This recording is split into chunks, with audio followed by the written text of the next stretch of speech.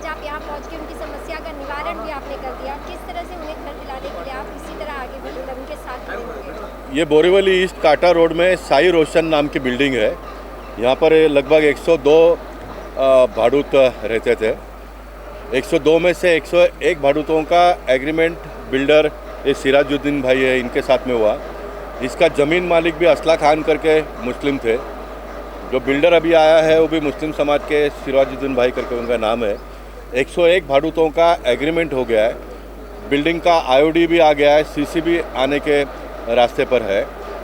15% RG जो building में बच्चों को खेलने के लिए होता है, पहले के ज़मीन मालिक असला खान नाम जिनका है, उन्होंने 15% आरजी में मदरसा बना दिया। वहाँ पर मस्जिद का स्वरूप उसको दे दिया। यहाँ के लोग भी नमाज़ पढ़ते थे, बाहर के लोग भी नमाज़ पढ़ते थे। लेकिन अभी जब रीडेवलपमेंट के लिए आ गया तो ये बाहर के लोग जो यहाँ नमाज़ पढ़ने के लिए आते थे, उन्होंने कोर्ट में जाकर स्टे लाया। लकीली कहिए अनलकीली कहिए, जो बेंच के पास चला गया तो वहाँ पर भी वो न्यायाधीश थे, वो भी मुस्लिम समाज को बिलोंग करते थे। ये मेरा स्वयं का व्यक्तिगत ये मानना है कि उनका इतना फ़र्ज़ बनता था कि उनके पास मैटर आया है, एक मस्जिद का है, वो उस समाज को बिलोंग करते हैं, तो कम से कम उन्होंने एडमिट करके उसको तारीख दे दिया, स्टे दे दिया। अभी स्टे दिया ना? नहीं, स्टे नहीं दिया, बोला पार्टी बनाओ तब तक फिर सुनवाई करेंगे। हाँ, सुनवाई करने के लिए उन्होंने कहा है। एक सुनवाई हो गई, अभी दूसरा सुनवाई 16 तारीख को है। लगभग 16 तारीख को फैसला हो जाएगा, ऐसा मुझे और इनको भी लगता है। नहीं हुआ तो बहुत तो 1 आध तारीख और पड़ेगा, क्योंकि इसमें कॉरपोरेशन भी पार्टी हुई है। कॉरपोरेशन ने भी कोर्ट को लिख कर दिया है कि मदरसा जो था वो इलीगल था, 15% आरजी में था। मैं अगर बहुत आगे अगर मुझे कहना है तो मैं तो कहूँगा कि ये सारे सोसाइटी के लोगों ने मिलकर ये मदरसा वालों के ऊपर केस करना चाहिए, क्योंकि इनके बच्चों का खेल कूद का सारा साधन इन्होंने 1986 से 2023 40 साल बच्चों को खेल कूद करने से रोका है। देखें, न्यायालय न्याय देने के लिए बैठी है, लेकिन आप जाएंगे तब आपको न्याय मिलेगा ना। आप नहीं जाते हो तो गलत लोग जाते हैं, और गलत लोग जाकर इस तरह से परेशान करते हैं। इतने बड़े प्रोजेक्ट को रोक के रखा है उन्होंने। अब मैंने इनको कहा कि 16 तारीख को फैसला हो जाएगा। 16 तारीख को अगर फैसला नहीं भी होता है, 1-2 तारीख और भी चलता है, तो उसमें हमको कोई दिक्कत नहीं है। ये सामने इतना मैदान खाली पड़ा है, मैं इनको कॉरपोरेशन को कहकर यहाँ का सीसी दिला दूंगा, ताकि यहाँ पर ये काम चालू हो जाए। पार्ट सीसी मिल जाएगा, वो हमारा काम शुरू हो जाएगा, और साथ साथ में इसका जजमेंट भी आ जाएगा। अब हमने एक तय किया कि इस कॉम्प्लेक्स में इलीगल कुछ भी नहीं होगा। बिल्डर के मर्जी से कुछ नहीं होगा, किसी के भी मर्जी से कुछ भी नहीं होगा। जो भी होगा वो लीगल होगा, जो भी होगा वो लीगल होगा। ये हम लोगों ने आज यहाँ पर तय कर दिया है। इसलिए मैंने इनको कहा कि आपको अगर पार्ट काम चालू करना है, और मैं उनको बाध्य करके करवाऊँगा। मैं 18 तारीख को यहाँ पर आऊँगा, 9 तारीख को पार्लियामेंट ख़त्म होता है, 16 तारीख को कोर्ट का डेट है, 17 और 18 को दिल्ली में हमारी पार्टी की 2 दिन की बड़ी बैठक है। मैं 18 को रात को आ जाऊँगा, तो 19 तारीख को अगर ये बुलाते हैं तो मैं सवेरे आकर यहाँ पर नारियल फोड़ के काम चालू करने का भी हम लोग की मानसिकता तय हुई है। इस प्रकार के गलत काम करने वाले लोगों के साथ में लड़ने की मानसिकता करनी पड़ेगी। विद्यार्थी सिंह हमारे यहाँ के कॉरपोरेटर है, यहाँ के एमएलए भी सुनील राणे जी भारतीय जनता पार्टी को बिलोंग करते हैं। मैं member of parliament Bharatiya Janata party को बिलोंग करता हूँ। स्टेट में हमारी सरकार है, सेंट्रल में हमारी सरकार है, और इतना सारा होने के बाद में 102 परिवार को अगर लगता होगा कि हम बेसहारा है, तो ये उनकी सोच है, वो गलत है।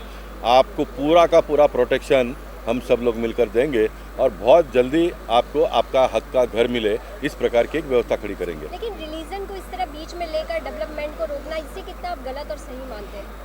देखिए, हमारे देश में लोकशाही है, और ये लोकशाही बहुत सुदृढ़ लोकशाही पूरे दुनिया में माना जाता है।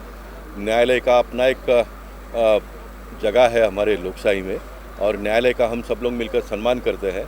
अब न्यायालय को गुमराह करके न्यायालय का समय बर्बाद करने के लिए कुछ इस प्रकार के लोग हैं, उसका उपयोग करते हैं, लेकिन वो एक अलग जगह पे है।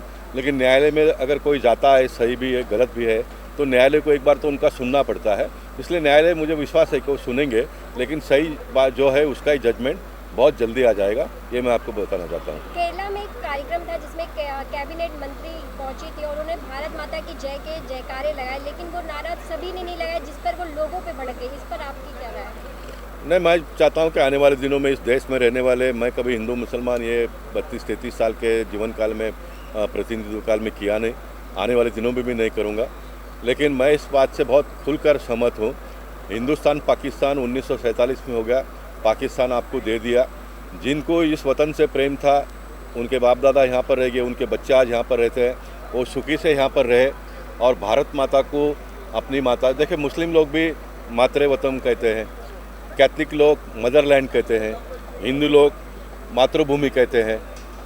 लफ्ज़ सिर्फ अलग अलग है, लेकिन उसका अर्थ तो सबका एक ही है। तो भारत माता को माता मानने में क्या प्रॉब्लम है? भारतीय जनता पार्टी को आप मत मानिए ना, आपकी सोच अलग है, आपका विचार अलग है, उसमें हमें कोई प्रॉब्लम नहीं है। लेकिन ये पूरा देश हमारा है, ये वतन हमारा है। आप नमाज पढ़ते समय भी मातृभूमि को वंदन करते हो ना, तो इसमें आपको क्या प्रॉब्लम है? इसलिए मैं आपकी जानकारी के लिए 5 तारीख को सोमवार को ये मेरा एक क्वेश्चन लगा है, 20वें नंबर पर है।